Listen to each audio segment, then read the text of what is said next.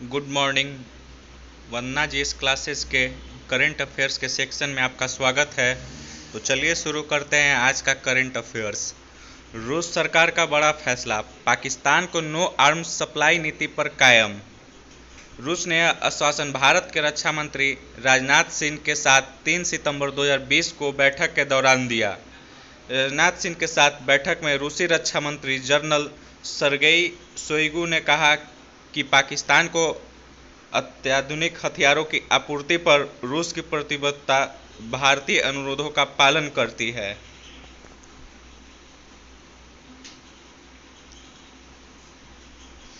भारत और रूस ने की फाइनल AK-203 की डील। भारत में अब इसे तैयार किया जा सकेगा। AK-203 राइफल AK-47 राइफल का लेटेस्ट और सर्वाधिक उन्नत प्रारूप है। यह अब Indian small arms system INSAS assault rifle की जगह लेगा। इस सौदे पर SCO Shanghai corporation organisation summit के दौरान सहमति बनी।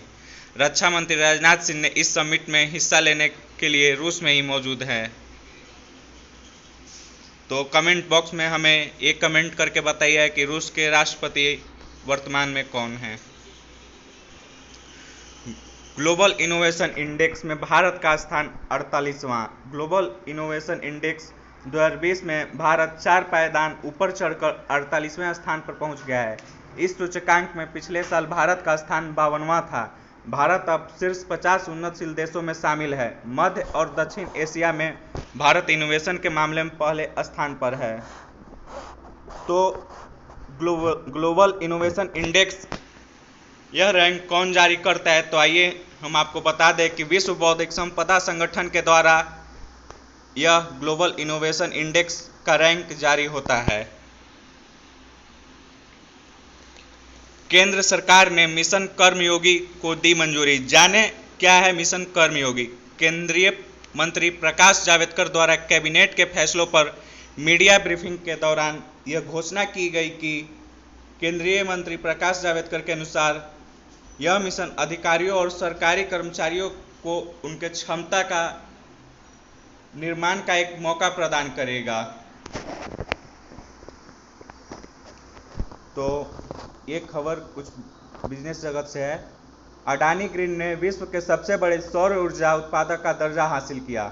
मैरकॉम कैपिटल द्वारा वैश्विक सौर कंपनियों की नवीनतम रैंकिंग में अडानी ग्रुप को शीर्ष वैश्विक सौर ऊर्जा उत्पादन कंपनी का दर्जा दिया गया। मैरकॉम के स्टडी के अनुसार अडानी ग्रीन का सौर ऊर्जा पोर्टफोलियो अब 12.32 गीगावाट तक पहुंच चुका है, जो साल 2019 में अमेरिका में इंस्टॉल की गई कुल क्षमता से अधिक है।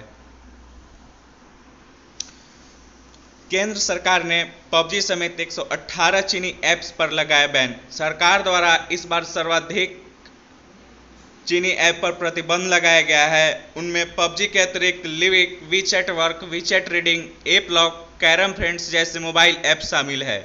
चीन के साथ तनाव के बीच इन ऐप पर बैन लगाना चीन के लिए एक और झटका है। प्रतिबंध की बात करें तो भारत सरकार सीमा विवाद के बीच अब तक कुल 224 चीनी ऐप्स पे बैन लगा चुकी है, जिससे चीन की आर्थिक रूप से कमर टूटने लगी है। तो वहीं खबर है खेल जगत से। सुमित नागल ने रचा इतिहास, जीता US ओपन में मेंस सिंगल्स का पहला मैच। विश्व रैंकिंग के 124वें पायदान पर मौजूद सुमित नागल ने ब्रैडली कलान को 6-1, 6-3, 3-6, 6-1 से पराजित किया। भारत के टॉप रैंक वाले पुरुष एकल खिलाड़ी सुमित नागल ने अपने कैरियर में पहली बार किसी ग्रैंड स्लैम के दूसरे दौर में पहुंचे हैं। नागल ने 1 घंटे 27 मिनट तक चलने वाले मुकाबले में ब्रैडली कलान को शिकस्त दी है। तो कमेंट बॉक्स में हमें ये कमेंट करके बताएं कि ब्रैडली कलान कहाँ के खिलाड़ी हैं। सुप्रीम कोर्ट ने टेलीकॉम कंपनियों को दी बहुत बड़ी राहत। AGR बकाया चुकाने को मिला 10 साल का समय। टेलीकॉम कंपनियों पर कुल 1.47 लाख करोड़ रुपीस बकाया है।